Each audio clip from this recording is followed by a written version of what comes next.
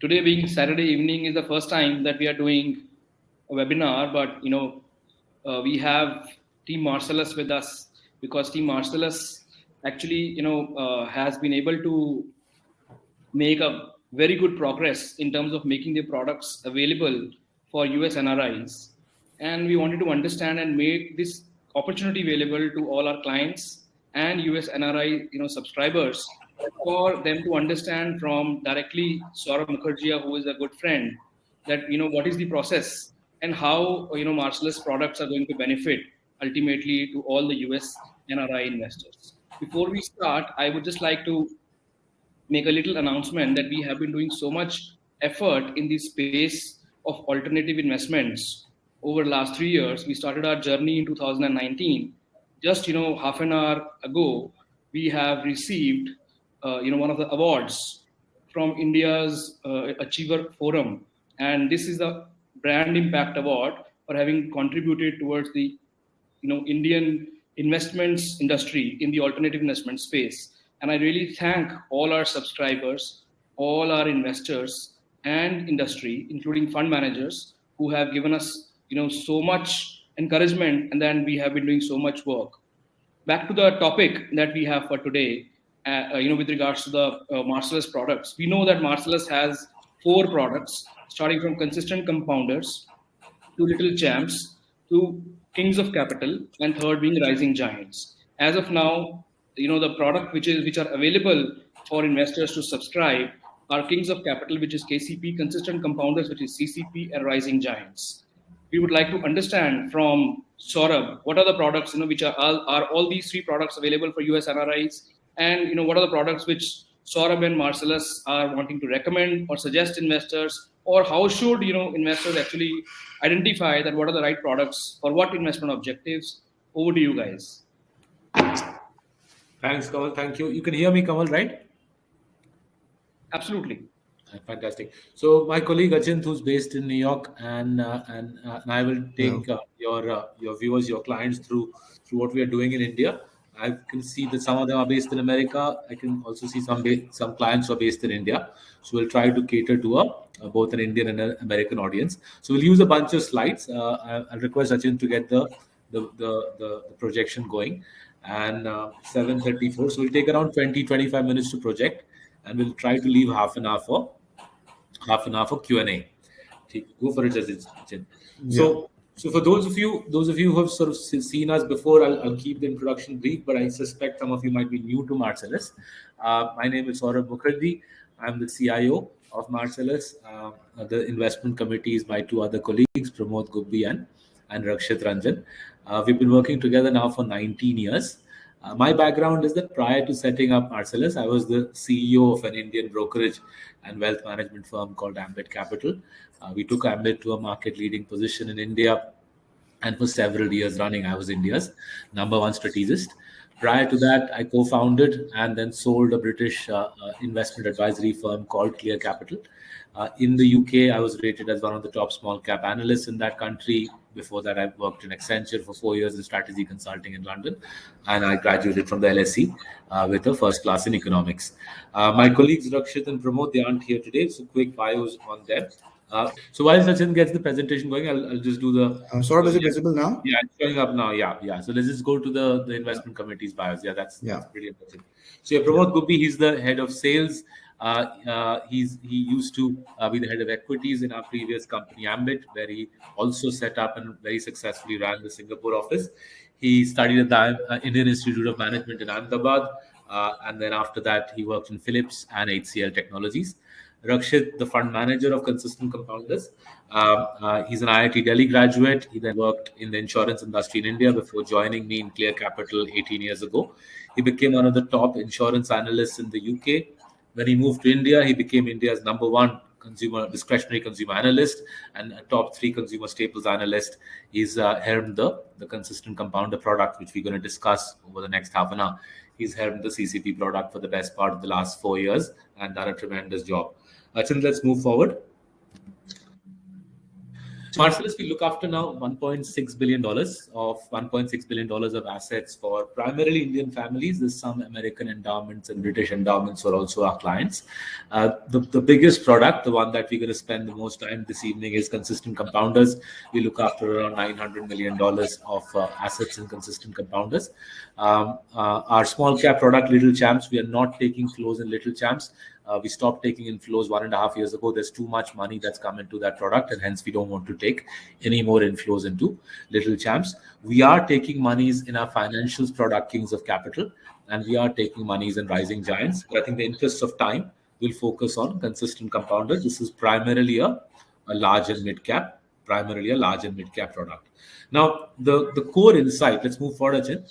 The core insight that drives all our investments, right? Every single strategy in Marcellus is built around us, an insight that we hit upon around 8 years ago. And the insight is very simple. India is getting networked with more highways, more broadband, more bank accounts. We've also had the uniform goods and services tax now for 5 years. The numbers are actually quite startling. No other country in the world over the last decade has shown such networking. For example, broadband connectivity is up 50x, right? Now, this networking of India, this joining up of a country of 1.4 billion people, the joining up of India is playing out in favor of efficient, well-managed franchises, which are using technology and using their competitive advantages to scoop up 80% of their industry's profits. At the national level, and you can see this on the chart on the right, at the national level, this is leading to profit polarization. India's top 20 companies now account for 90% of the nation's profits. And for investors like us, this is giving us a great opportunity to benefit from identifying sector champions who build strong barriers to entry. We invest in sector champions and we ride them with them as they compound their free cash flows, and hence our clients' returns at around 25%. You saw in the preceding slide that consistent compounder compounds at around 25%. The reason for that is underlying cash flows of these companies grew at 25%. So that's the insight. Now, how do we turn this into investment returns? Let's move forward, Achint. Now, the investment process is very simple. We've summarized it here. We'll elaborate upon this in the subsequent slides. The first step is that the 15 chartered accountants in Marcellus, the 15 chartered accountants, they apply our proprietary forensic accounting framework. Right? The first step is apply our proprietary forensic accounting framework to weed out, to eliminate naughty companies.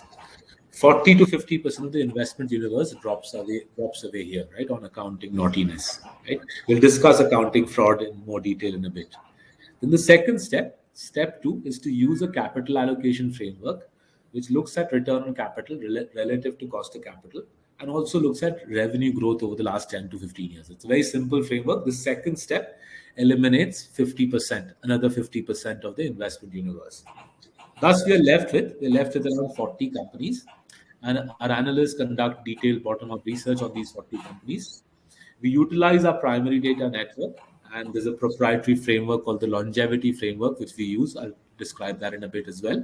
This process, the longevity framework, the application of that can take up to a year, because often in India, other than the management team, no more than half a dozen people in the country will really know why a certain company makes high return on capital.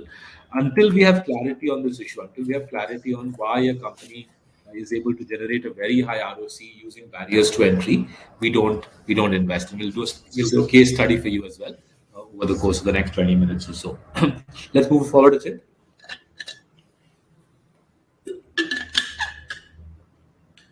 So starting with forensic accounting,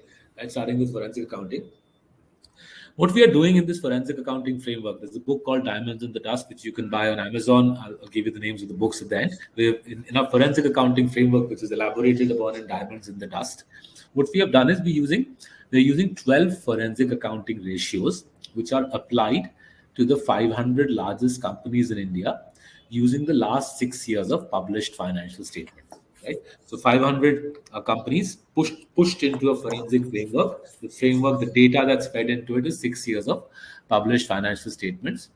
These 12 forensic ratios are then used to, these ratios are used to rank companies relative to their rivals basis how good their accounting is. So, for example, is the company overpaying its auditor relative to its revenues and relative to its own past, right? Another example, is the said company converting operating profits into cash flow at the expected rate given what we know about working capital in the sector? The more ratios a company suffers on, the lower the accounting quality, right? The lower the decile. If you see on the chart on the left hand side, you'll see deciles 1 through to 10. The top decile is the better quality. Decile 6 through to 10 is the zone of thuggery. These are naughty companies who do naughty things with their accounts to shortchange investors.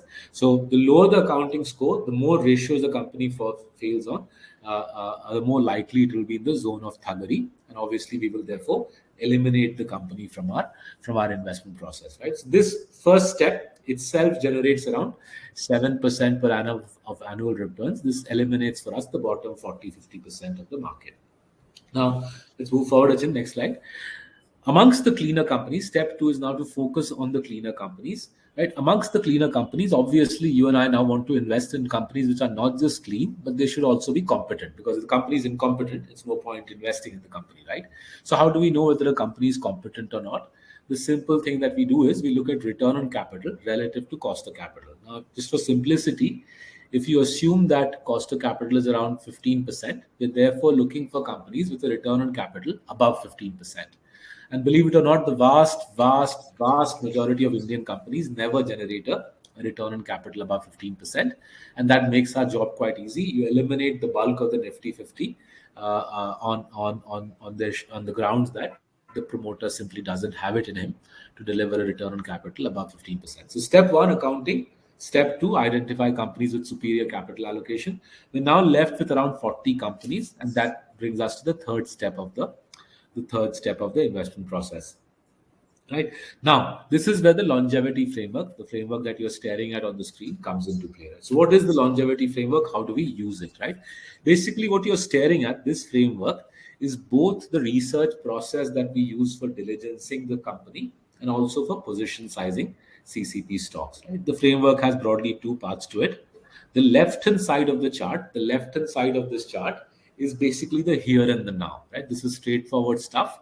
The left-hand side of this flow chart gives us comfort that the company indeed has significant barriers to entry. How do we know that? Because we can see return on capital is consistently higher than cost of capital, implying that the company can generate free cash flow, and it's the reinvestment of that free cash flow which drives growth in the franchise and compounding for our shareholders. So that's the left-hand side, straightforward stuff. Any half-decent business school graduate should be able to do it.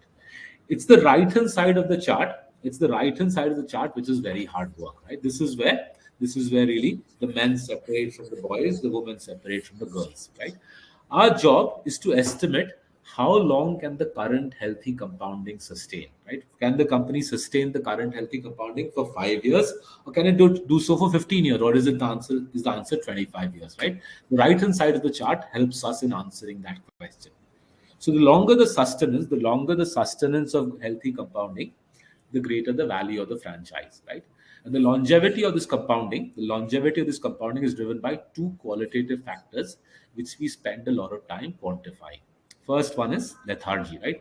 Lethargy is the energy, the enterprise, the management, the imagination shown by management in redeploying surplus capital, right? You can see in that lethargy silo, we're looking at things like over the last 10 years, what new products or services has the company brought to the market?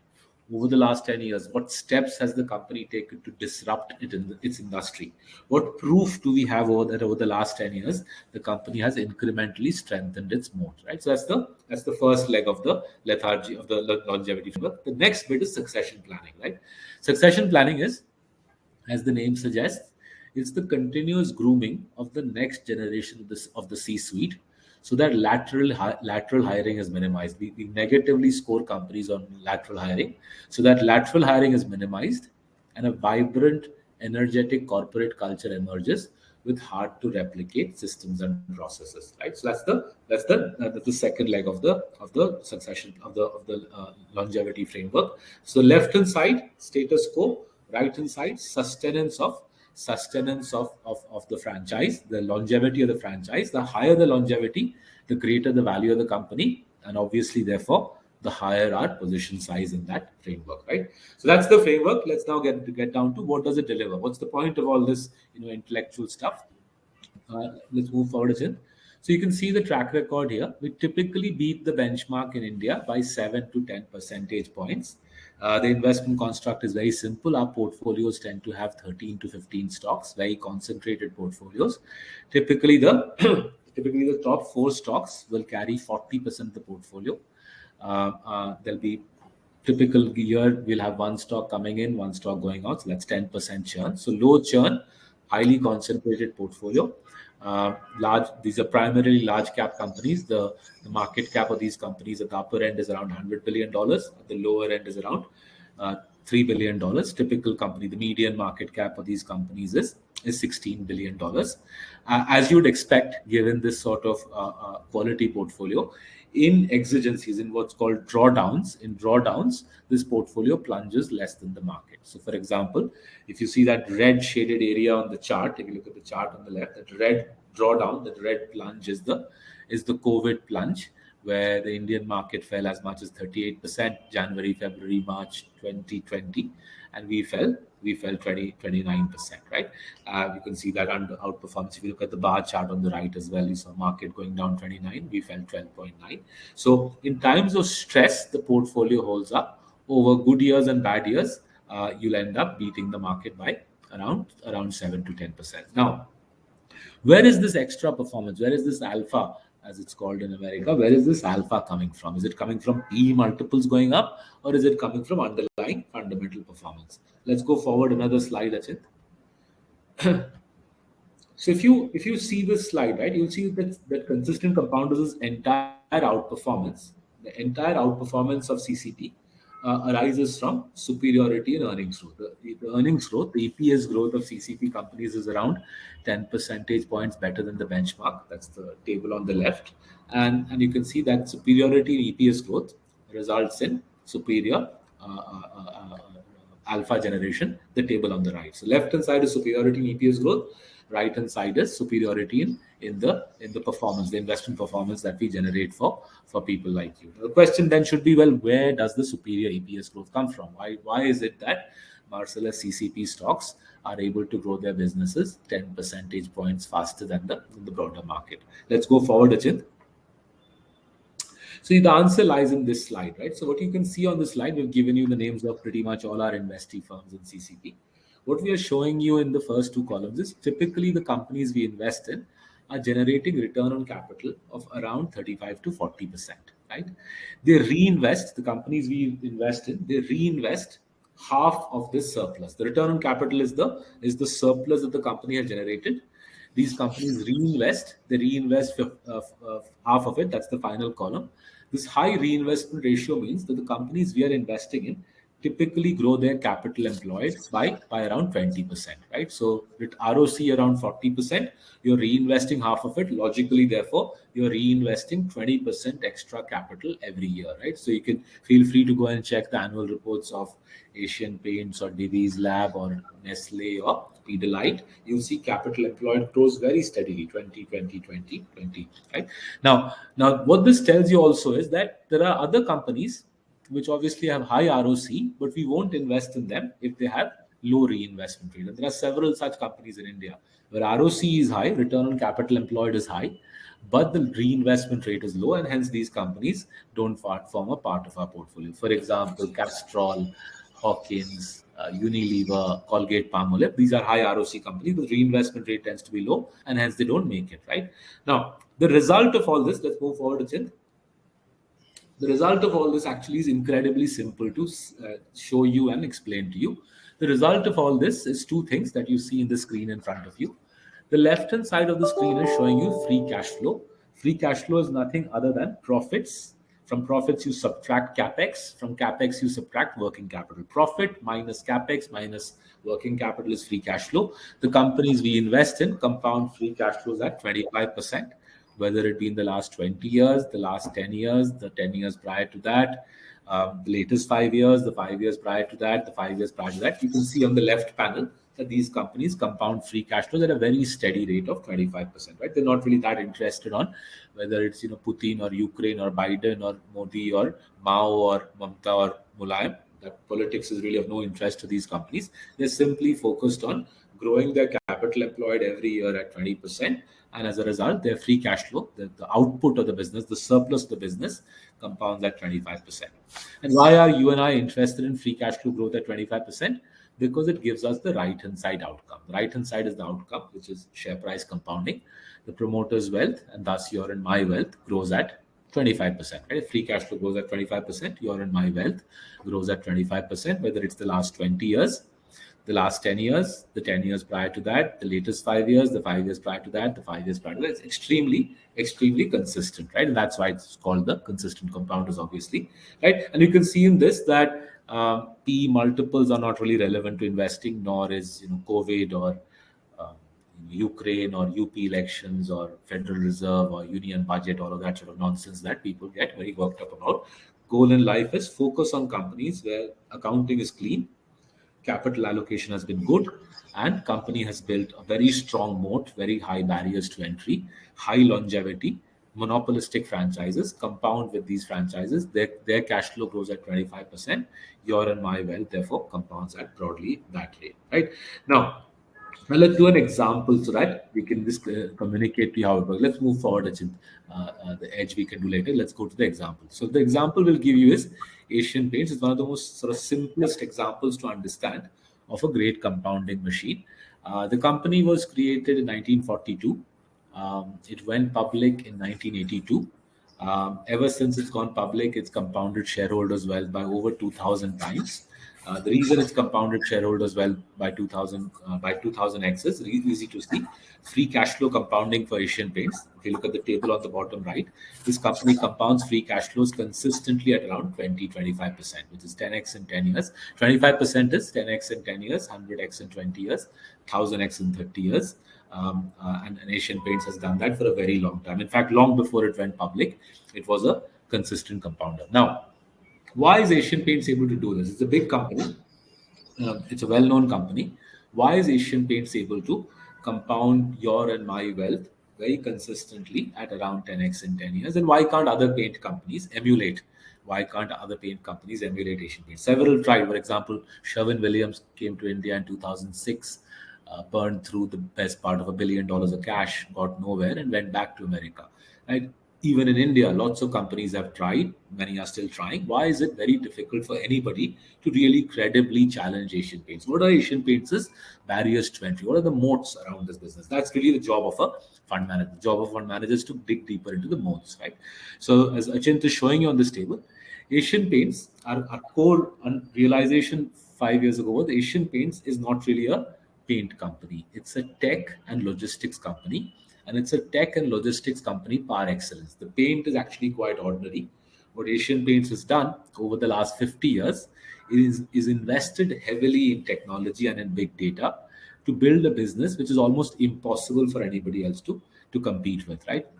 So if you get a chance, read chapter 2 of our 2016 book, The Unusual Billionaires. It remains to this day India's largest selling strategy book. Right? Chapter 2 of Unusual Billionaires will give you the detailed Asian Paints case study. I'll give you a quick summary of it so that you get a sense of how great monopolies are built, how great compounding machines are built in India. So 1970, Asian Paints invested in India's first supercomputer. They hired from IIM Ahmedabad four young men to install that supercomputer, to do systems integration in today's jargon. They called up their wholesalers and distributors. So in any FMCG product, there's wholesalers, distributors, and dealers. They told the wholesalers and distributors, please get lost, we don't need you. They told the dealers, the retailers on the high street are called dealers. They told the dealers, from now on, we will deliver to you 4 times a day. Whatever the distributor used to do, we will do for you. Right? Back in 1970, Asian Paints had 30,000 dealers. Nobody in India believed that it was practical for a company to deliver 30,000 times 4, 120,000 times a day. Nobody believed it could be done. Today, Asian Paints has 120,000 dealers. They deliver to them they deliver 4 times a day. They deliver 5 lakh times a day. Why are they able to do so? Why can't anybody else do so? The answer lies in big data and superior technology. Asian Paints' proprietary data, 50 years of proprietary data, allows them to forecast demand with pinpoint accuracy.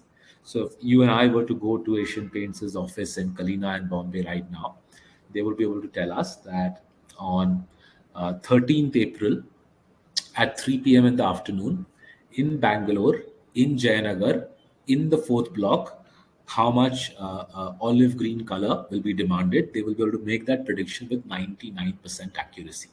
That ability to predict demand with great granularity allows Asian Paints to rotate the retailer's inventory 4 times a day. Asian Paints' per liter dealer margin is the lowest in the country at 3 rupees. But because Asian Paints rotates the dealer inventory 4 times a day, the dealer earns 4 threes are 12. The dealer earns 12 rupees per liter per day from a liter of space in his shop. Remember the dealer's shop in India? Those of you who have seen paint dealers in India, these are space crunched operations. By rotating the dealer's inventory 4 times a day, Asian Paints is able to give the dealer 3 rupees times 4, 12 rupees per liter per day. No other paint company in India can get remotely close to matching that. There are many paint companies which pay 10 rupees per liter, but those paint companies can rotate inventory only once a day. Several paint companies can't even get to rotating inventory once a day. To rotate inventory super fast, you need to be incredibly accurate with your predictions. To make those predictions accurate, you need superior technology and superior data.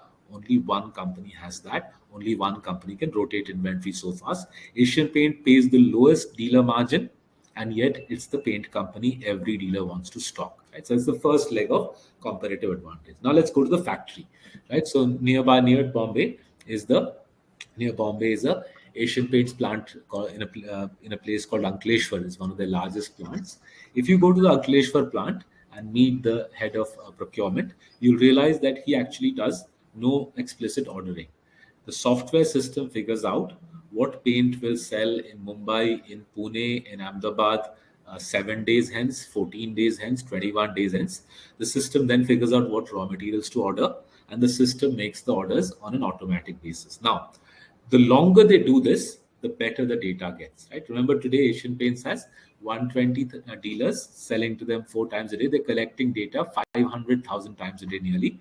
Their closest competitor collects data around 60,000 times a day. So Asian Paints every day collects 6x more data than their closest competitor. Because Asian Paints collects 6x more data, every year Asian Paints' ability to forecast its own raw material demand improves. As a result, today Asian Paints' working capital cycle is all of 6 days. In 6 days, Asian Paints goes from raw material purchase to cash in bank. Their closest rival takes 25 days for the same feat. The world's number 2 paint company, AkzoNobel, world number 1, remember, Sherwin-Williams, driven out of India. The world's number 2 paint company, AkzoNobel, takes 100 days to do the same thing. So Asian Paints 6 days, AkzoNobel 100 days, right? So the use of data, the use of big data, and the use of superior prediction technology wedded into supply chain and wedded into distribution allows Asian Paints to pay the dealer the lowest margin in the country by far and have the most crunched working capital cycle.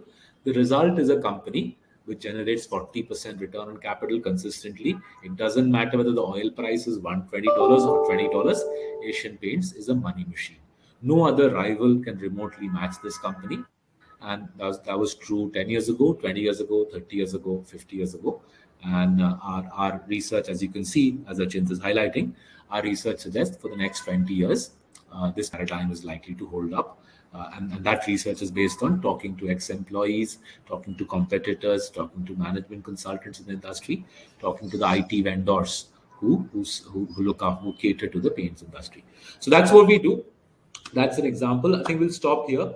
We've taken up our half hour. We'll request Kamal to open it up for questions. We'll try our best to answer your questions.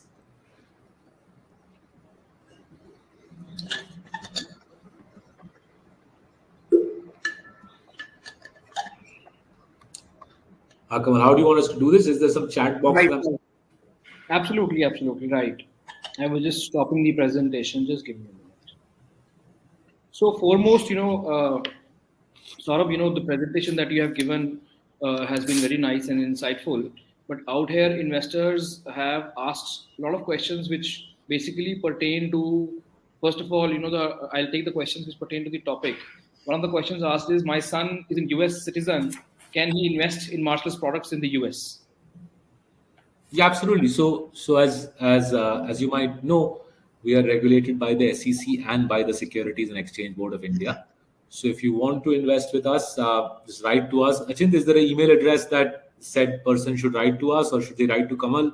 How should they go about it, Achint? Yeah, they could write to me as well, Saurabh. Kamal, I'll share my email with you, and you can share it with your clients, and I'll make sure that it's directed to the right people within Marcellus. So because we are regulated by the SEC, we are rule bound to follow all of the SEC's rules while signing up your son who lives in America, sir. And we'll do that. We'll follow the SEC's rules and sign your son up for the consistent compounder PMS. It's in India, PMS portfolio management service as per the local regulators' rule. The minimum amount to be invested is 50 lakhs. It's a regulatory requirement that the minimum investment is 50 lakhs. We'll have to follow the local regulators' rules, but for the entire sign up, the SEC's rules will apply to us, and we'll make sure that we follow those. So write to Kamal. Kamal will put your son in touch with Achint, who will expedite the sign-up process. Thank you, Saurabh. So the next question, which is again pertaining to investors out here who are wanting to invest, out of US, being their residency status. Does US client get help in PFIC reporting? Yeah, so PFIC, folks, PFIC is for funds, right? If you were running a fund, you would need a PFIC, because the PFIC would tell your chartered accountant or your CPA. A PFIC will tell your CPA, which return is long term, which return is short term. For every stock in the fund, you would get a segregation between long term and short term. A PMS does not need a PFIC. Why does a PMS not need a PFIC? A PMS is a segregated portfolio entirely for you. So for your PMS, as is the case for my PMS, we will explain for every stock what is the capital gain, the loss, or the capital gain. Is it long term or short term?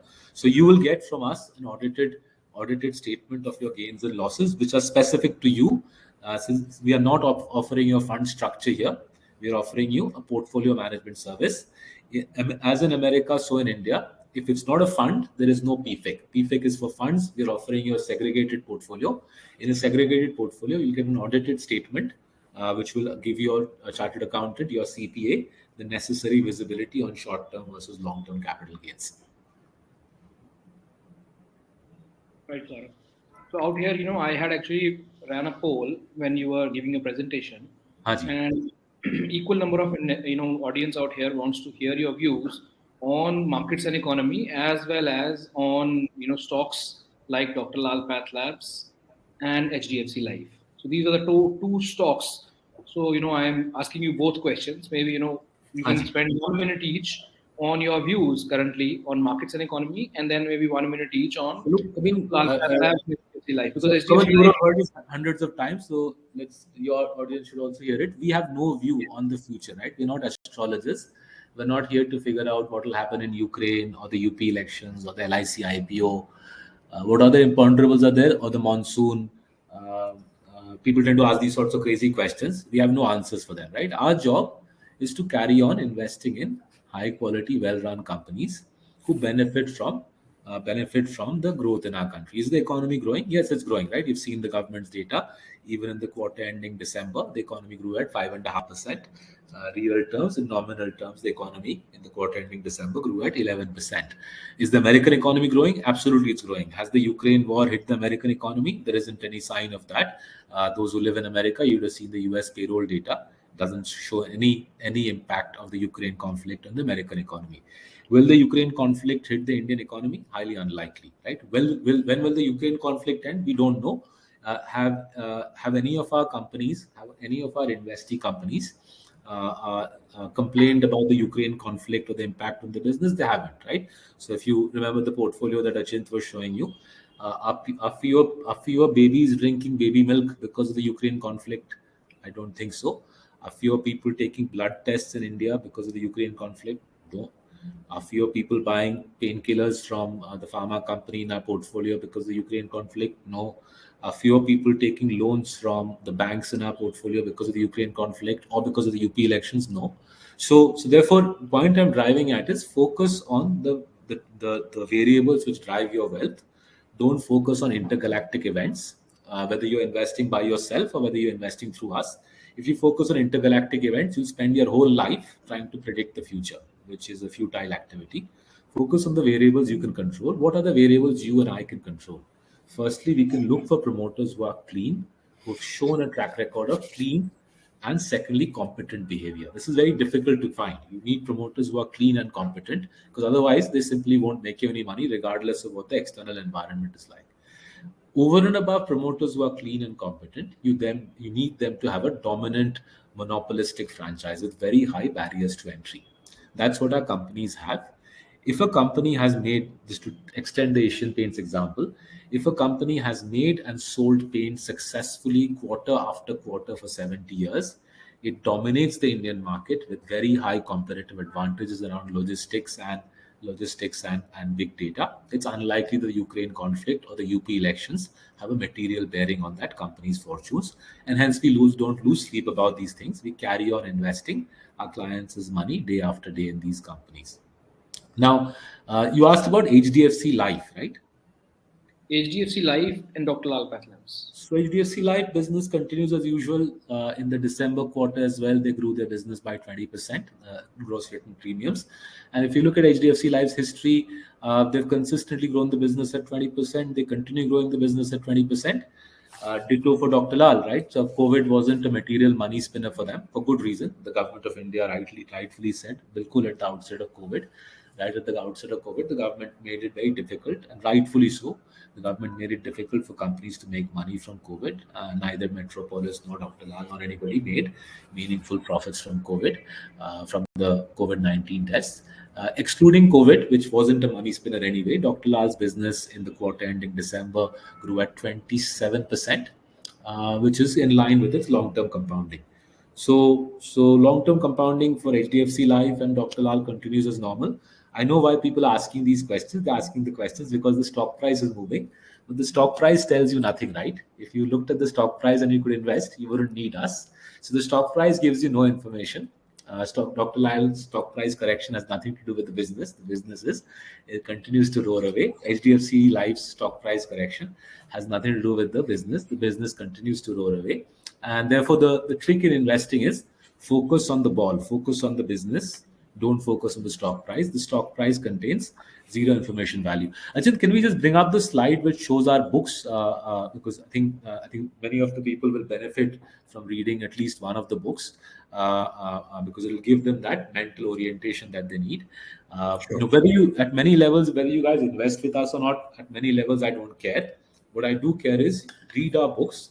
You can buy them on Amazon for 300, 400 rupees. In dollars, I think it might be $15 odd in America. You benefit from the books. The books are also available in Kindle for not very much money. And I think the Audible format, and Amazon has made the Audible downloads of the book free of charge in India. Maybe in America, they'll charge you a few dollars for it. You'll benefit from reading the books. Achint will show you the books. If you read the books, you'll see that underlying stock price has zero significance. Right? Whether it's the PE multiple or the price to book multiple, or indeed the stock price itself, it has zero predictive power. What has predictive power? How do you know? How do I know that, for example, Asian Paints or Dr. Lal will go on to consistently compound? How do we know? Firstly, we check the accounts. Are the accounts clean? Right? Again, in our latest book, Diamonds in the Dust, we've given you a straightforward way to assess whether accounts are clean or not. So first thing to check is, are Dr. Lal or Asian Paints or HDFC Life's accounts clean? Step one. Secondly, check whether HDFC Life or Dr. Lal or Asian Paints have allocated capital intelligently over the last 10, 15, 20 years, right? So step one, check. So just read Diamonds in the Dust. What I'm going to take you through, Diamonds in the Dust, will give you this in great detail. Step one, they've given you simple ways that you can check whether the company is stealing your money or not. Step two, check whether the said company has a track record of sensible capital allocation. Again, we've shown you in Diamonds in the Dust how you can do that. And step three, final thing to check is check whether whether the company has built barriers to entry. Have they built customer captivity? Have they made it very difficult for customers to abandon them and go away? If you check those three things, you will not need to look at the stock price. The company will compound for you at a good rate for the rest of your career. Back to you, Kamal.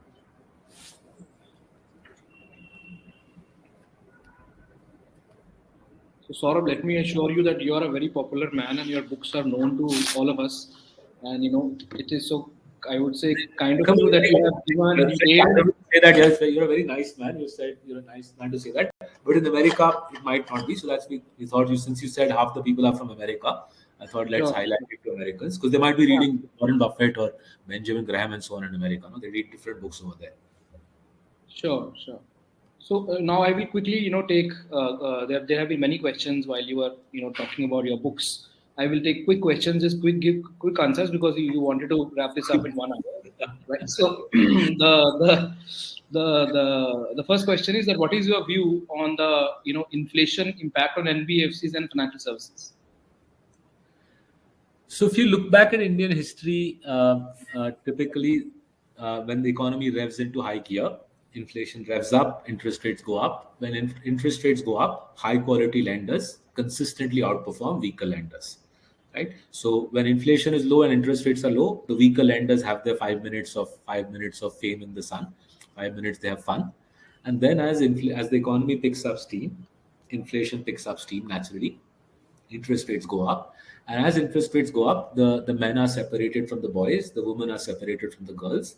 The weaker lenders fall apart. They inevitably do naughty lending, and the balance sheets blow up, and the strong lenders pull away. And that's why in our portfolio, as Achint showed you, in our portfolio with HDFC Bank, Kotak Bank, and Bajaj Finance, we have the champion lenders. We don't have the weaker lenders in our portfolio. If you have weaker lenders in your portfolio, I would worry as we enter a rising interest rate cycle. Sure. So, what are the factors that will help you determine that you want to exit a stock? Like last time, I remember you had exited ITC and added HDFC. Three things. Firstly, if the promoter steals money, right? So it's a messy environment. So if the promoter does naughty things, our forensic team, we have 15 forensic accountants in the team. We're heavily long on the Indian Chartered Accountant, right? In fact, Achint is one of the products of the high quality Indian CA system. Incredibly bright, hardworking people. People like Achint, he looks like a nice guy, but he can rip apart a company's accounts in 2 hours flat and tell you how much money the promoter is stealing. So step one, if there's corruption, you're out of there, right? Step two, if the company misallocates capital, if the company generates cash but sits on the money, because if they sit on the money, that's not right? We have worked hard to earn money. We have invested in that company's shares. You have worked hard. Those of you who are listening, you have worked hard to earn money. You have invested in the company shares. The promoter, the management team cannot be sitting on cash.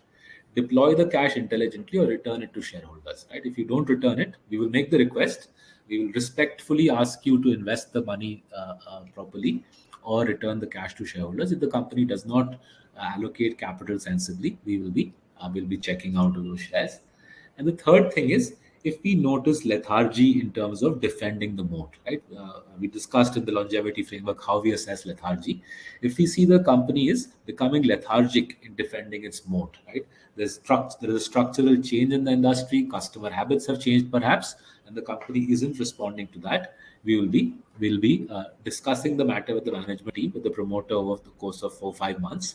But if we don't see enough urgency, enough business sense to respond to structural changes, we'll be checking out of there. These three factors, which is governance issues, capital allocation issues, and moat-related erosion, typically result in one exit in every financial year. And we have a backup list of stocks, and those go in. So, as per your insight, what has actually worked so well for Tata Group over the last 3-4 years that almost all of their stocks have been firing?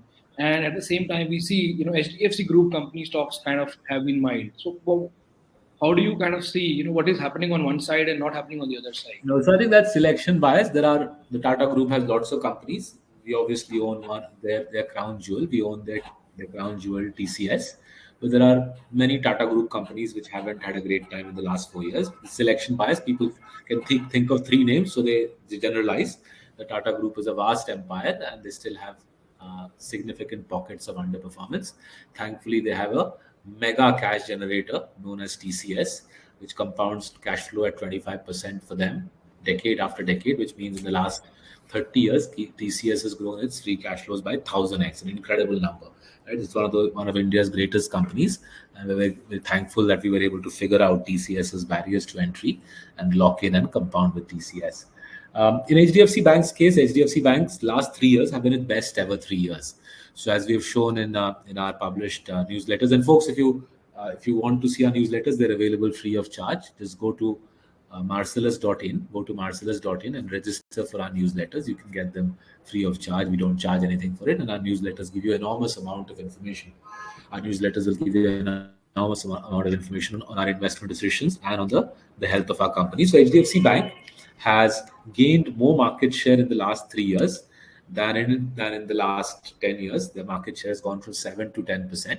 Just to contextualize how massive that is, if you add up all the other banks' market share gains in the last 10 years, it doesn't come to 3%. HDFC Bank in the last 3 years has gained more market share than Kotak Bank has built in the last 20 years. Right?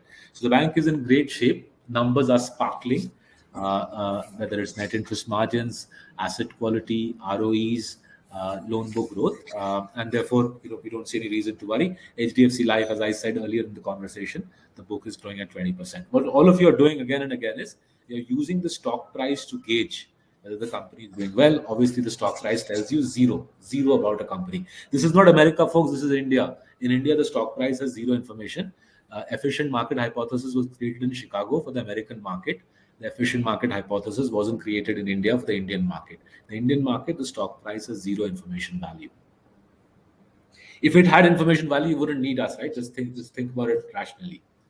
Kamal. Right, Saurabh. So, Saurabh, one question that I have always been thinking of, and you are a avid thinker and author. So, I would like to ask this question from you.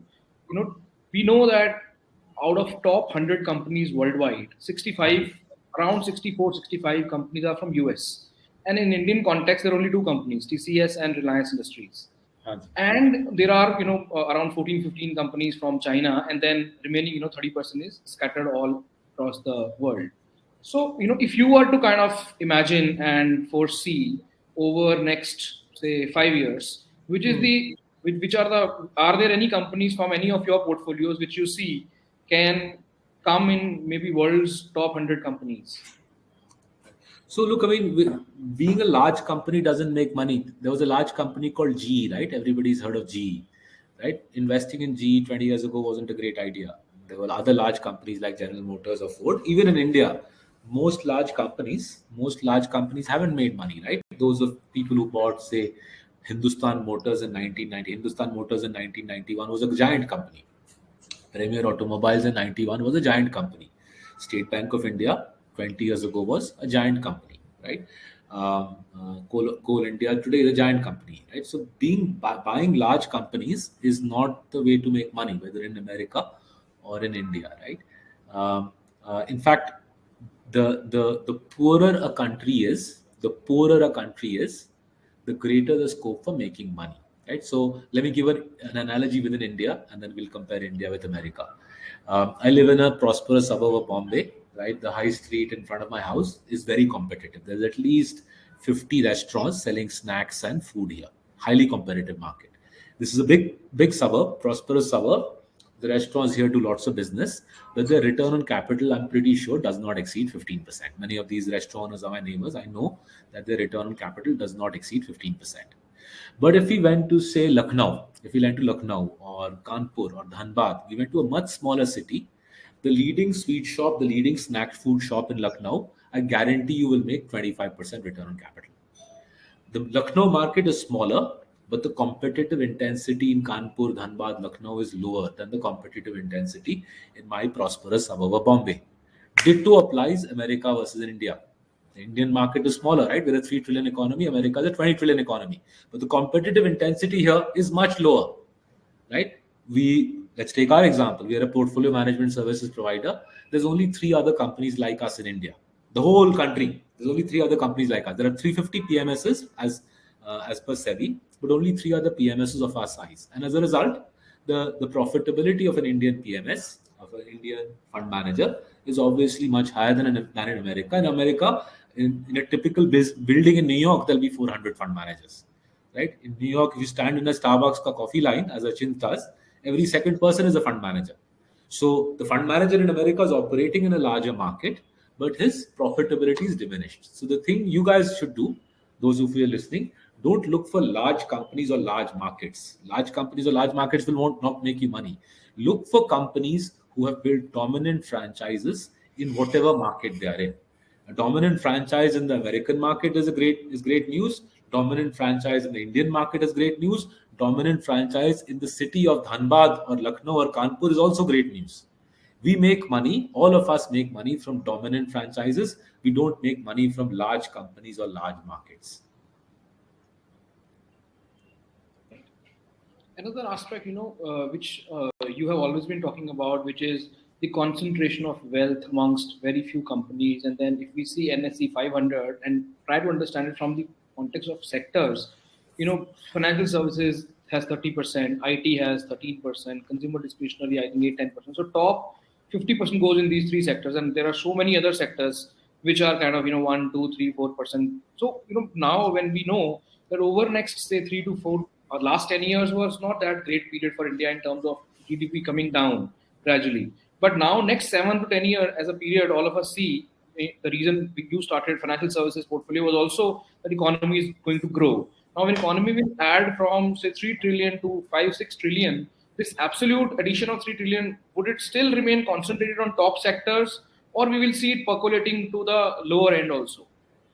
So one of the features of countries when they grow, when they develop, is profitability gets concentrated into very few hands. This happened. This is how America developed. This is how Japan developed. This is how Korea developed. So just since you guys are, I presume some of you are sitting in America, let's use America's example, right? Development necessarily concentrates corporate profits into the hands of very few companies. Why does that happen? So let's take America. Those of you who are interested in understanding this better, read Robert Gordon's The Rise and Fall of American Growth. So 1880, the railroads came to America. Around 1900, the telegraph came to America. 1910, the first mass-produced motor car, Model T Ford, came to America. And by 1920, the first basic road network was built in America, right? So in those 50 years, 1880 to 40 years, 1880 to 1920, America got joined up, it got networked, right? Till then, it was a village economy. Every little village or neighborhood was like an island by itself. As you joined the country up, for the first time, by 1920, an integrated American economy emerged.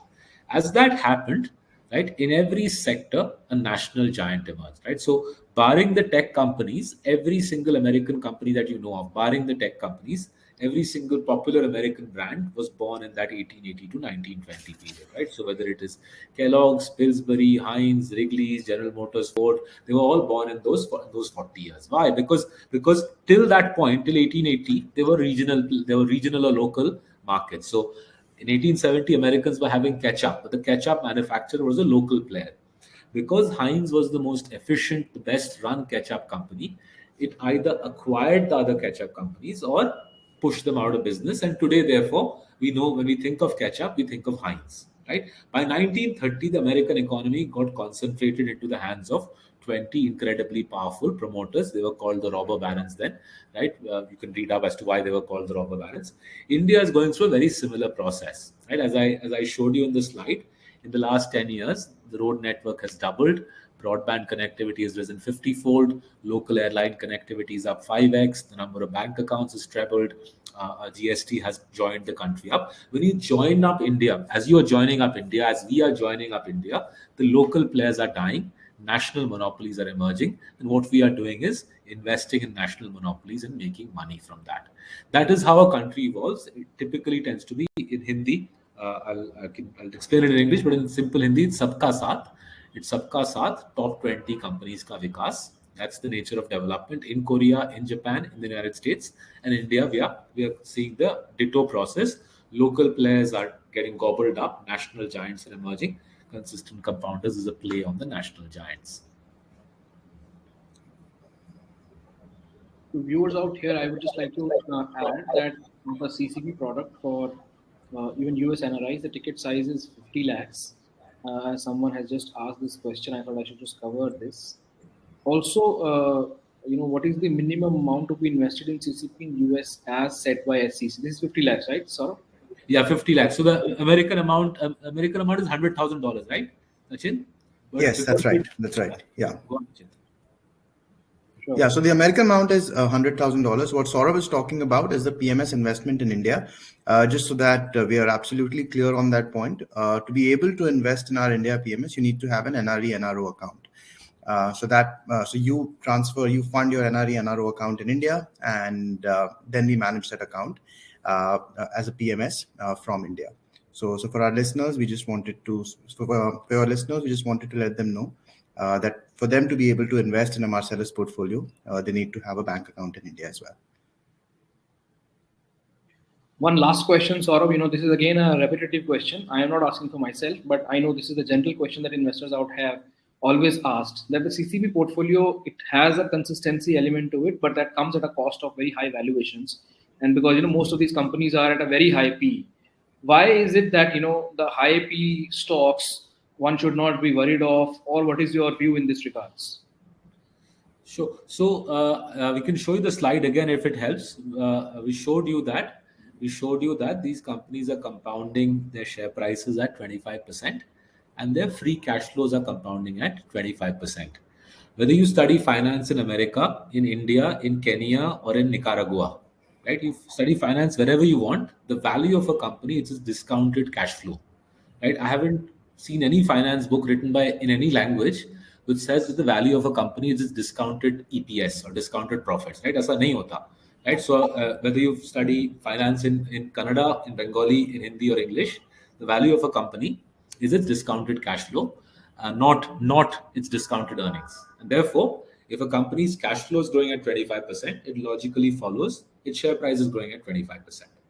What people mistakenly do, I suspect they do in many other countries, because I live in India, I see this.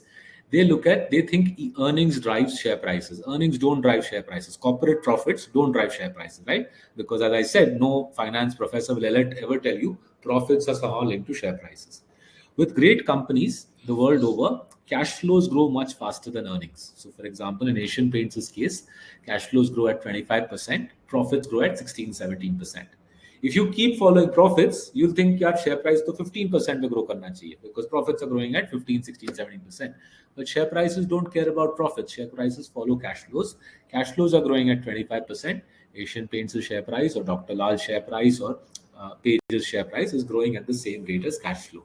So PE multiples have zero predictive value for good reason, because no finance professor ever would have taught you or me or Achint that earnings have anything to do with with value of a company. The value of a company is determined by cash flows. Keep an eye on cash flows. We keep an eye on cash flows. We showed you that the cash flows of our investee companies are growing at 25%, and their share prices are growing at 25%. PE has no relevance to investing. Anybody tells you it does, ask them to go back to Finance 101 and relearn investing. So the discount rate, that for the discounting of future cash flows in an era where interest rates are going to rise over, say, next 3 years, wouldn't the valuations stare and kind of stocks will go through some kind of time correction? So, Kamal, you are welcome. Anybody listening is welcome. Open a spreadsheet, open a basic Excel spreadsheet, and put in the Excel spreadsheet 25% growth in cash flows for the next 25 years. You can use a discount rate of 15%, 12%, 10%, right? Whatever discount rate you want, anywhere between 10 to 17% dal lo. If a company compounds free cash flows at 25% for the next 25 years, as the investee companies that we are showing you do, even at a 15%, 17% cost of capital, the fair value PE, fair value price to earnings multiple would be north of 200 times. None of the stocks we are investing in trade at 200 times. The fair value PE multiples of these companies, in many cases, are much higher, many multiples of what we are currently seeing in the Indian market. One of the reasons this creates an inefficiency is because most investors in our country are not able to do this sort of valuation work. They use rules of thumb like P multiple 40 होना चाहिए, 50 होना चाहिए, 60 होना चाहिए. There's arbitrary. Most investors use arbitrary PE multiples. They get stuck in investing in low quality companies with low investment, low longevity. Kamal, I think if you don't mind, we'll take leave of your valued clients today. We'll thank absolutely. I was going to just say thank you. We have been absolutely on time. We asked for 1 hour, and thank you everyone for logging in. Thank you, Saurabh, and thank you, Achint. Thank you so much. Thank you, folks. Thank you. Goodbye. Have a good day. Have a good weekend. Yes. Bye.